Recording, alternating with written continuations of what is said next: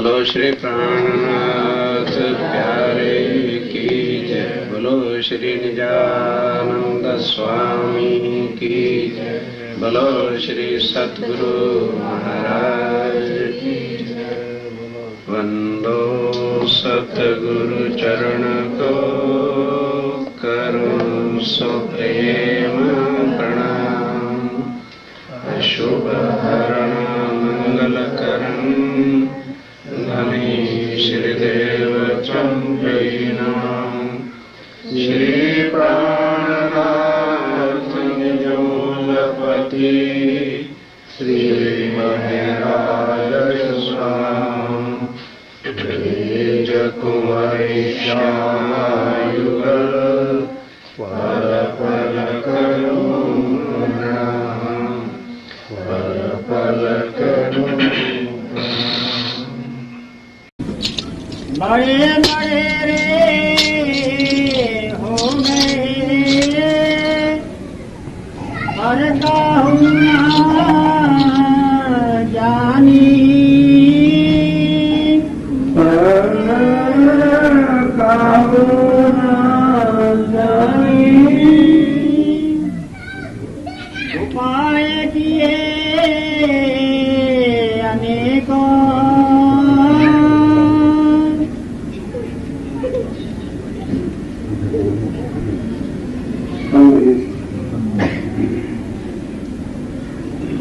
उपाय किए अनेकों।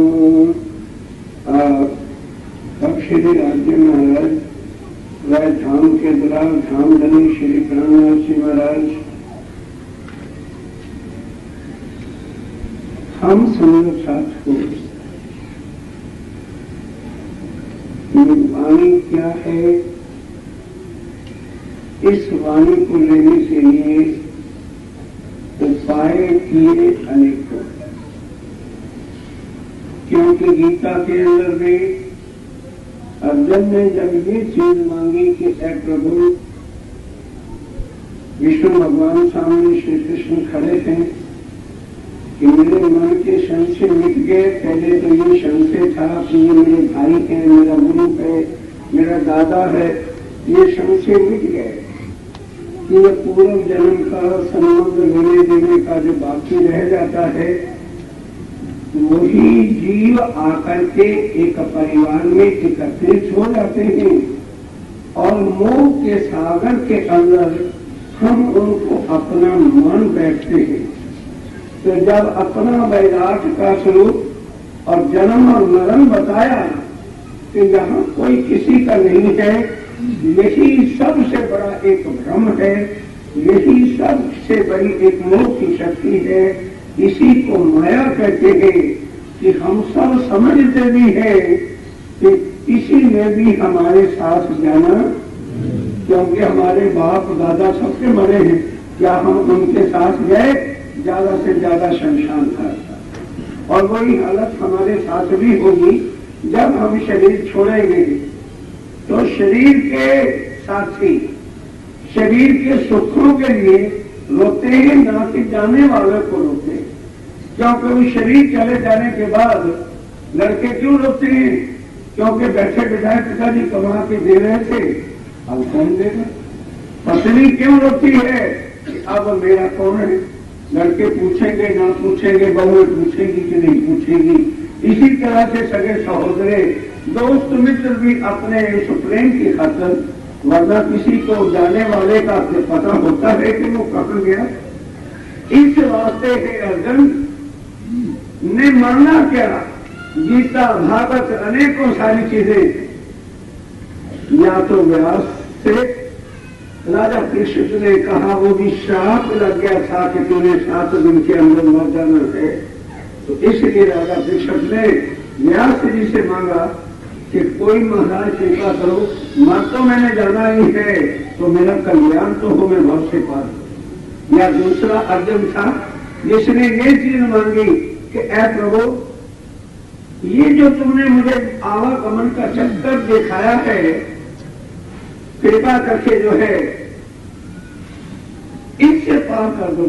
अब दोबारा मेरा रीबर्थ जन्म मरण नहीं होना चाहिए। जब आप भगवान साक्षात करे हैं तो अब सुंदर साथ जो खुद समझते नहीं इतना विरोध जान जाते हैं नहीं, अरे वो तो ग्रंथों की निंदा करते हैं। अब बताओ निंदा कर रहे हैं कि उनके प्रमाण देकर के मंडन कर रहे हैं। गीता में स्पष्ट जो लिखा है उसका विस्तार कर रहे हैं। अब भगवान स्वयं कहते हैं कि ये अर्जुन, ये चीजा जो तूने मेरे से मांगी है कि मुझे भाव से पार कर दो, ये देने की शक्ति मेरे पास है। अब एक सौदा मेरी दुकान पर है ही नहीं तो मैं लाके कहां से दूं? वो मांग रहा है कि मुझे भव से पार कर दो, और भगवान उत्तर क्या दे रहे हैं? एक अर्जुन करोड़ पुत्र मांग मैं तुझे दे सकता हूं। जब तक सृष्टि खड़ी रहे तब तक जो जिंदा रहे रहना चाहता है तो तुझे रख सकता हूं। सारी दुनिया का चक्रवर्ती राजा तुझे बना सकता हूं। सारी धन संपत्ति का मालिक मैं तुझे बना सकता हूं। कहने के महाराज, अगर करोड़ पुत्र आप दे भी दोगे, सारी दुनिया का राज बना भी दोगे, तो एक दिन तो फिर मुझे मरना पड़ेगा, और फिर इतने दिन जी करके मैं पाप ही पाप करूंगा तो उन पापों का फल फिर मुझे भोगना पड़ेगा। और वो कहने लगे नहीं, करता भी मैं हूं, करवाता भी मैं हूं, सृष्टि का नाश नहीं। तो अर्जुन कहता है ये उल्लू उनको बनाना जिनको आवागमन के चक्कर का पता नहीं। ये बताओ, जब बुरे कर्म हम करते हैं तो नरकों में आप किस दिन गए थे? क्योंकि जब कहते हो कि करता धरता सब कुछ मैं हूं और मैं ही करवाता हूं, मैं ही करने वाला हूं, मैं ही सब कुछ करने वाला हूं, तो एक बार का प्रसंग तो किसी ग्रंथ में बताओ कि चोरी डाका बदमाश या बुरे कर्म हम करें और नरक में आप कभी गए हैं तो बताओ। फिर तो हम इस चीज को मानने के लिए चाह रहे हैं और आपसे भवसागर से पार होने के लिए नहीं मांगेंगे। तब वो कहने लगे नहीं अर्जुन, मेरी दो शक्तियां हैं, एक परा और दूसरी मेरा जो ये तूने स्वरूप देखा है ये नाशवान हो जाएगा, और मेरे पास जो शक्ति जिससे मैंने ये दुनिया बनाई है ये भी नाशवान हो जाएगी। मेरा असल स्वरूप जो अखंड है वो अक्षर ब्रह्म के अव्यक्त के अंदर है, और वो शक्ति जो है वो देनी या वो ज्ञान जो देना जो है वो मेरे हाथ में वो नहीं। वो तो उत्तम पुरुष जो अक्षर से भी परे है, हमें जो बनाता है और दुनिया को बनाने की शक्ति देता है, वो कूटस्थ अक्षरा उच्चते, वो अखंड है, अविनाशी है, अक्षर ब्रह्म है, पर पार ब्रह्म वो भी नहीं। अब अर्जुन सुन के हैरान हो गया कि महाराज ना आप पार ब्रह्म है और ना अक्षर ब्रह्म है, तो कोई और ऐसी कहे, मुझे धोखे नहीं रख रहे हो? कहने लगे नहीं, उत्तम पुरुषस्य तो अन्य परमात्मा एक ही उदाहरण, जिसको ही केवल परमात्मा कहलाने का अधिकार है या कहा जा सकता है, वो केवल उत्तम पुरुषपाद ब्रह्म है। तो उस अर्जुन को ज्ञान देने वाला जो कृष्ण वैकुंठ का है, अर्जुन लड़ने के लिए तैयार हो गया कि भगवान के पास जब ऐसा ज्ञान है तो लड़ाई के बाद शांति में बैठ के, क्योंकि चर्चा तो शांति से ही बैठ करके सुनी जाएगी तो समझ में आएगी कि जो है चर्चा हमको सुनाई पड़ेगी। तो जब सुंदर शास्त्री युद्ध खत्म हो गया, अर्जुन की जीत तो हुई थी, क्योंकि भगवान जिसके सिर पर खड़ा है वो अर्जुन को ही विश्वास था। हम लोगों को न विश्वास था, न है, न होगा।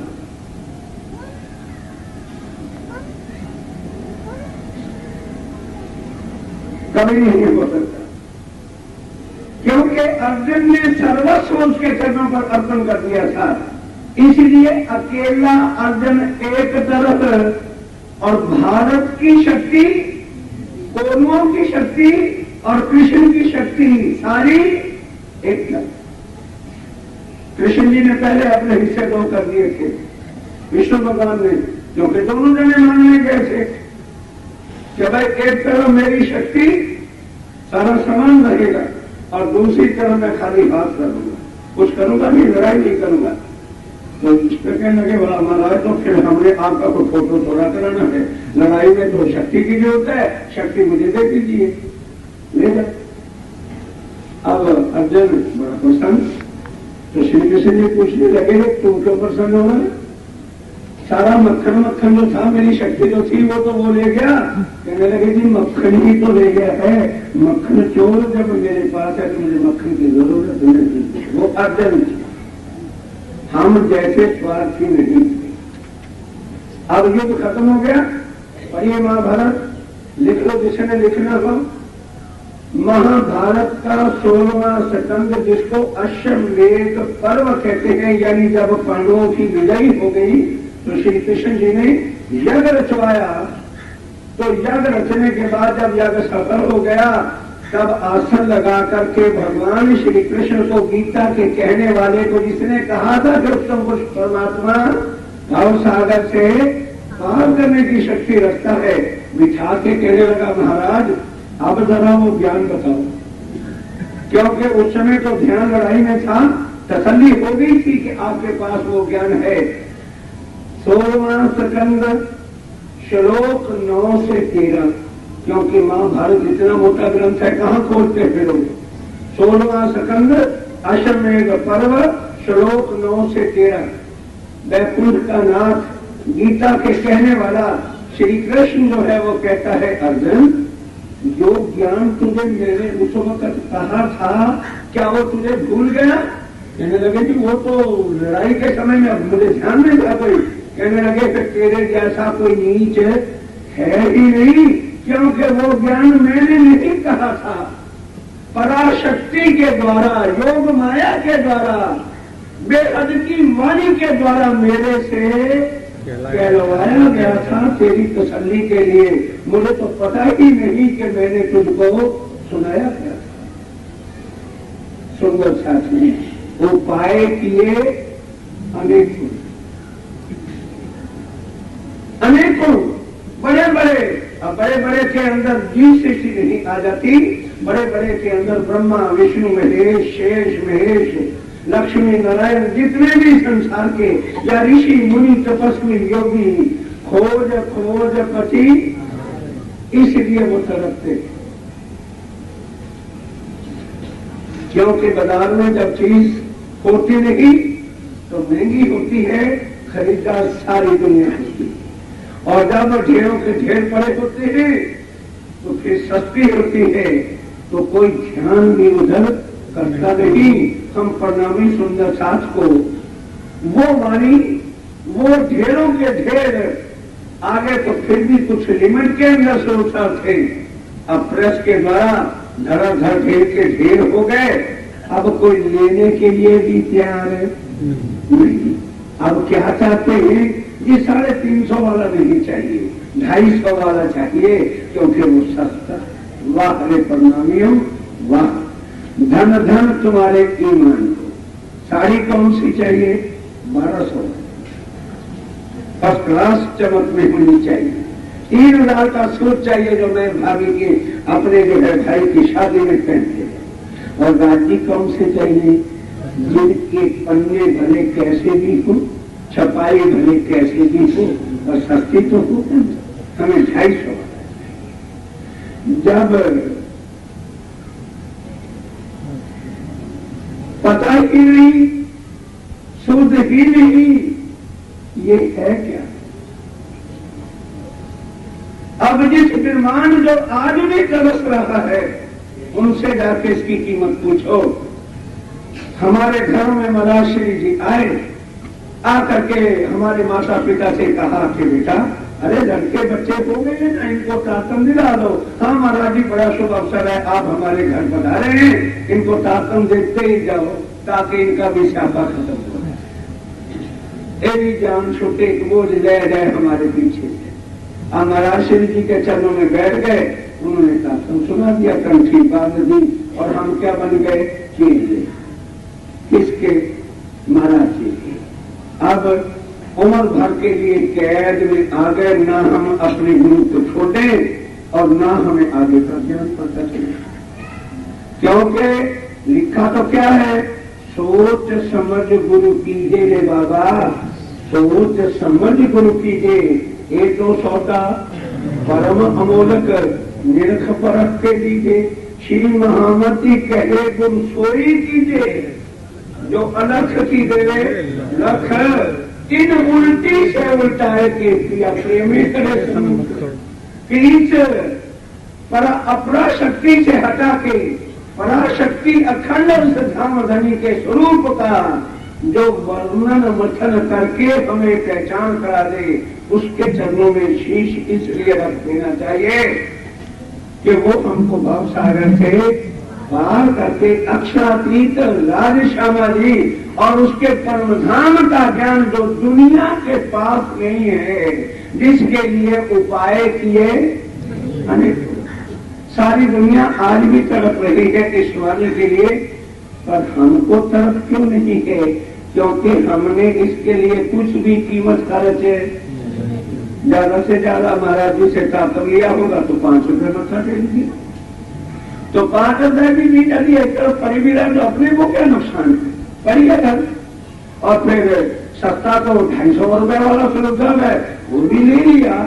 हाँ, उसके ऊपर रुमाल इसलिए बढ़िया चढ़ाते हैं क्योंकि बबली के घर मैंने राजी देखा वो 250 रुपए वाला रुमाल चढ़ाती है, तो मेरे घर वाले राजी की भी शौक कम नहीं होनी चाहिए। 250 वाले स्वरूप साहब के ऊपर रुमाल में 250 का चढ़ा दूंगी, ताकि जो मेरे घर सुंदर साथ आएंगे तो कहेंगे वाह भाई वाह, इनके घर जैसे राजी का रुमाल बहुत अच्छा था। मेरी शोभा होगी कि मैंने राजी को बढ़िया रुमाल चढ़ाया। इस जगह चौपाई में लिखा है, इतने सुंदर साथ तो आप भी बैठे हो और बाकी प्रणामी समाज से भी मुझे पूछ के बताना कि स्वामी जी ने कहीं लिखा हो कि इसके ऊपर बढ़िया रुमाल चढ़ाना। हम इस कर्मकांड में पड़ गए, बढ़िया रुमाल चढ़ा दें, बढ़िया भोग लगा दें, बढ़िया आरती कर लें, बस परम धाम पहुंच जाएंगे। नहीं पहुंचते। ये कर्मकांड 4 प्रकार की मोमनों की नमाज है। 2 तरह की तो हम रोज कर ही लेते हैं, औखे सौखे होके ना भी हो जबरदस्ती आश्रम में करवा ही दी जाती है। वो कौन सी है? शरीयत, तरीकत, हकीकत और मार्फत। कर्मकांड, उपासना, ज्ञान और विज्ञान। कर्मकांड, उपासना, शरीयत और तरीकत ये तो है अपरा, लेकिन परा का जो ज्ञान है, पराशक्ति का जो ज्ञान है वो हकीकत और मार्फत का है। हकीकत जहां शुरू होती है वहां तत्व सबका किसको रुमाल चढ़ाओगे, किसको श्रृंगार कराओगे? बताओ। योग माया जहां अपराध शुरू होती है, जहां बेहद का विमान शुरू होता है, वहां श्रृंगार करना पड़ता है। क्या वहां भोग लगाने पड़ते हैं? क्या वहां आरती करनी पड़ती है? बोलते क्यों नहीं भाई? कल भी मैंने हाथ जोड़ के अर्जी की थी, आज भी करता हूं। तो जो प्रश्न पूछा जाए आप बोलिए, जवाब दीजिए, ताकि आपके मन के संशय मिटे और जरा फिर कभी फुर्सत मिले तो बैठ करके विचार करें कि भाई चर्चा जो सुनी है वो क्या कह रही है और हम कहाँ खड़े हुए हैं। धनी आए बंध, मुख से बोलो, धनी आए बंध। सुना तो नहीं? तो कह दोगे जी क्या फिर ये भोग लगाना बंद कर दें और ये चीजें बंद कर दें? नहीं, शरीर जब तक है तभी तक तो हकीकत और मार्फत का ज्ञान तभी तो मिलेगा। लेकिन पहले प्राइमरी लो, फिर मिडल, फिर इंटर और फिर ही तो एमए में चलोगे ना। जब तक शरीर के अंदर भाव नहीं है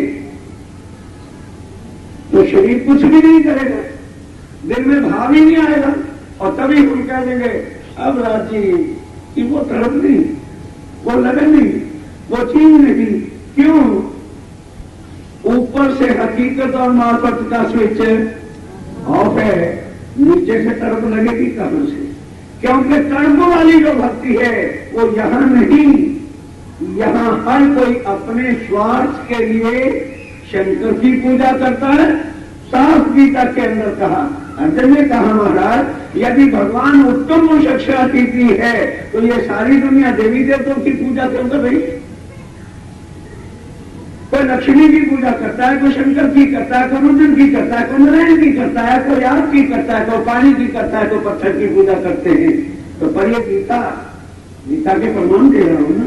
लोग कहते हैं ये तो ग्रंथों की खंडन करता है, ये तो देवी देवताओं की खंडन करता है। चर्चा तो कभी आपके को सुनता नहीं। और जो श्रीमान जी बैठे बैठे नींद में बैठे रहते हैं, अब उनको क्या पता चर्चा क्या हो रही है?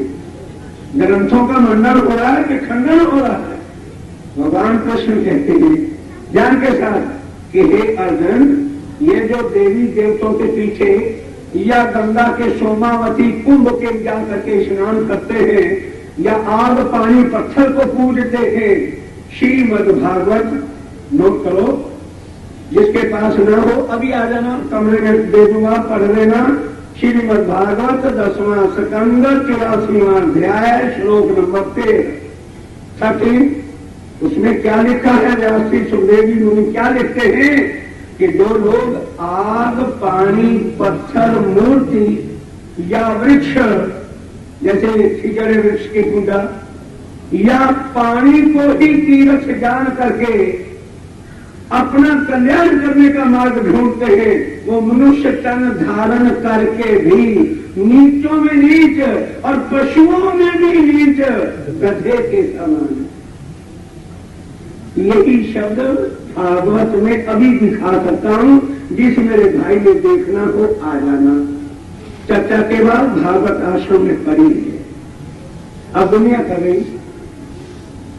कर रही है तो इसका यह मतलब नहीं कि हम दुनिया का खंडन कर रहे हैं। गीता में भगवान श्री कृष्ण कह रहे हैं अर्जुन, क्योंकि अर्जुन ने प्रश्न किया, उन्होंने कहा कि ये लोग इसलिए देवी देवताओं के पीछे जाते हैं और गंगा पे जाते हैं और हनुमान जी की पूजा करते हैं और कंधों पे कांवड़ उठा के जाते हैं और कितने कितने कष्ट त्याग करते हैं, क्योंकि इनको क्या चाहिए? माया। जो माया के पुजारी हैं, जो बच्चे लेना चाहते हैं, जो धन लेना चाहते हैं, जो बंगले और कोठियों को ही अखंड समझना चाहते हैं, वो चीजें इनको मैंने दे रखी है, क्योंकि ये मेरे छोटे मिनिस्टर हैं, मेरी विभूतियां हैं, मैंने इनको पोर्टफोलियो बांट रखी। तो जिसको जो वस्तु चाहिए होती है, ये माया के जीवड़े क्या जाने हद के जीवड़े बेहदी बातें। इस वास्ते जो है ये दुनिया, इनकी उत्पत्ति कहां से हुई है? मोह तत्व से, कोरी माया से हुई है। इसलिए इनकी अभिलाषा हर वक्त माया के बिना और कोई हो नहीं सकती। अगर बड़े बड़े कोई है भी सही, उन्होंने बड़े उपाय तो किए, लेकिन मोह तत्व को फांद करके आगे जाने की शक्ति है नहीं। क्योंकि जिन ताला लगाया सोई खोल थी, जिन बांध्या सोई खोल थी। अब बांधा किसने? उपनी छेदनी बोल सकी, खोले कौन? परम धाम में बैठे अक्षरातीत राजीव राय के हुक्म के बिना कौन इसको प्रलय करने की शक्ति रखता है? हर जगह पर पाठ भी रखे, हमने भी 1200 पाठ रखे, अर्जी भी कर करके रो रो के कहा रात से ब्रह्मांड प्रलय कर दो। लोगों ने मजाक में रहा, लोग कैसे चोली वाले ब्रह्मांड प्रलय करने का रहे थे। कोई बात नहीं, अपने खामद से ही तो अर्जी की थी, किसी और के पास वैश्या बन करके तो नहीं गए थे। ठीक है, एक पत्नी पति से कुछ मांगती है, किसी वक्त उसका मूड देने का होता है और किसी वक्त नहीं होता भाई। क्योंकि ऐसा समय घर में तो नहीं बैठे हुए, चौराहे पे खड़े हैं, पति से डिमांड किया कि ये चीज चाहिए, वजीर साहब से बात कर लेने दे, शायरी में आए हुए हैं, अफसर का पहले काम करने दे। हर वक्त तेरी मांगने किया था, चुप रहे, नहीं दिया, खामन की मर्जी है, प्यार से फिर ले लें। अरे भाई इस वक्त अगर वो अपने वजीर के प्रोग्राम के साथ हैं तो कोई हर्जा नहीं, थोड़ा कष्ट हमें उठाना भी पड़ेगा, तो मरने की क्या जरूरत है। हमारा धनी तो वो है जो खुद हमको छोड़ना भी चाहे तो छोड़ने की शक्ति नहीं। लाजी भी ने खुद कहा लाजी महाराज ने परशुराम के अंदर कि ऐ सुंदर साथी जी, अगर मैं तुम्हें छोड़ना भी चाहूं तो मैं तुम्हें छोड़ सकता नहीं, कभी भी जुदा हो सकता नहीं, एक खीर एक पल के लिए जुदा नहीं हो सकते। माया दिखाई हमने मांगी, लाजी ने ये वचन दिए कि सुंदर साथी मैं तुमको कभी भी अपने से जुदा नहीं कर सकता, इसलिए मुझे भी तुम्हारे साथ जाना पड़ेगा। किसी की तपस्या से अक्षाती तो नहीं आए। अब हमें क्या समझाया जाता है, भागवत 14 वर्ष सुनने के बाद तब श्री राजी महाराज की प्राप्ति हुई। अरे भाई, हम भागवत का खंडन नहीं करते, अभी आपको भागवत के प्रमाण देते हैं।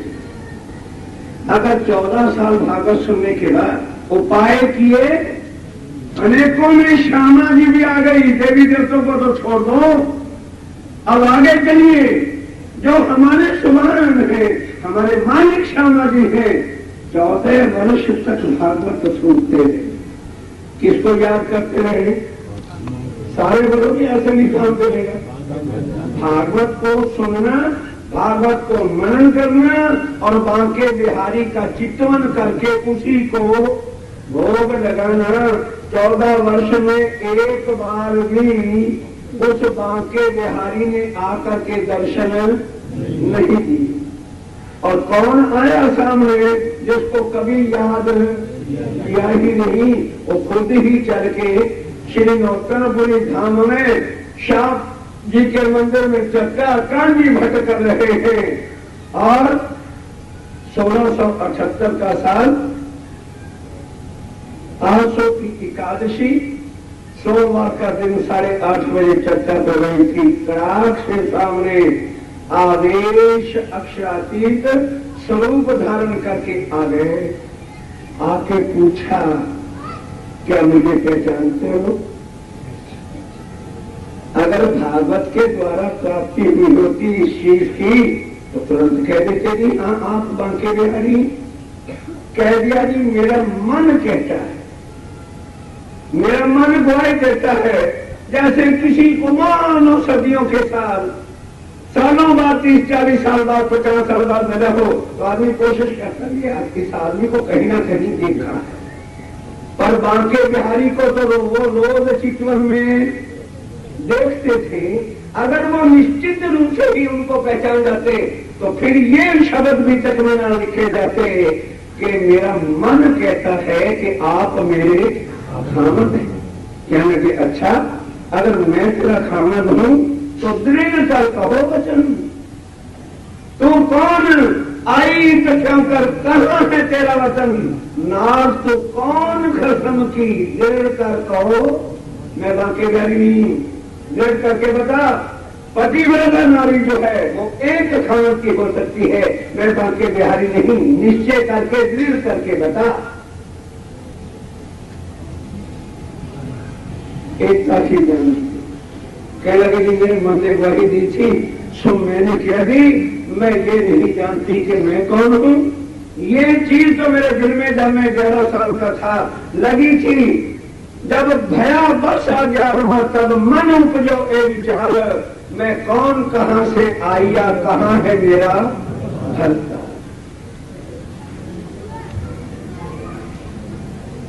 करी कसौटी करी दुल्हन, सो भी वास्ते हम सैयन।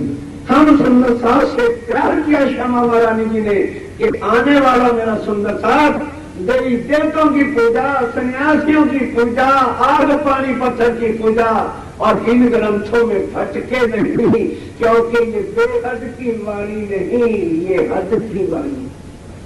भागवत हद की वाणी। खुद भागवत के लिखने वाला व्यास कहता है कि मेरे सारे बनाए हुए ग्रंथ जो हैं अपराशक्ति के परोजा के भागवत, और उसके बाद भी कोई पढ़ता है तो चिंता न करो। इसलिए क्योंकि सुंदर शास्त्री इस समय 90% प्रणामी सुंदर शास्त्र जीव सृष्टि है, और उनके अंदर अंकुर है नहीं। काम कैसा करेंगे? जीवों वाला। क्योंकि जिन्होंने सतयुग से ये सुन रखा था कि कलयुग में बुद्ध निष्कलंक अवतार पार ब्रह्मक्षातीत आना है, कलयुग केवल नाम आधारा सुमन सुमन नर पुत्र ही पारा।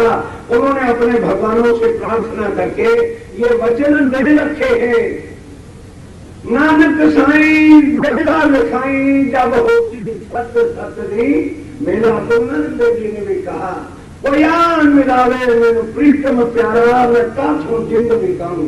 बड़ों बड़ों ने जब ये जाना कि कलयुग में वो उत्तम साक्षातीत पापों आने वाले हैं, और जब उनका कोई ज्ञान या नाम भी सुमरण कर लेगा तो वो प्राणी भाव सागर से बाहर उतर जाएगा।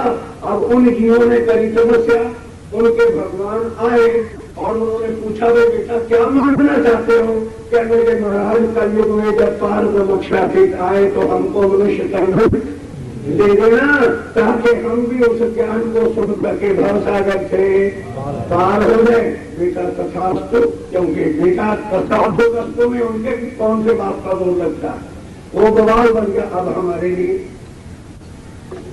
क्योंकि अब उनको तो तथास्तु कर दिया ब्रह्मा विष्णु महेश नारायण ने, अब उन्होंने कर लिया तन धारण, अब वो प्रणामी बनेंगे क्योंकि तथास्तु हो रखी है।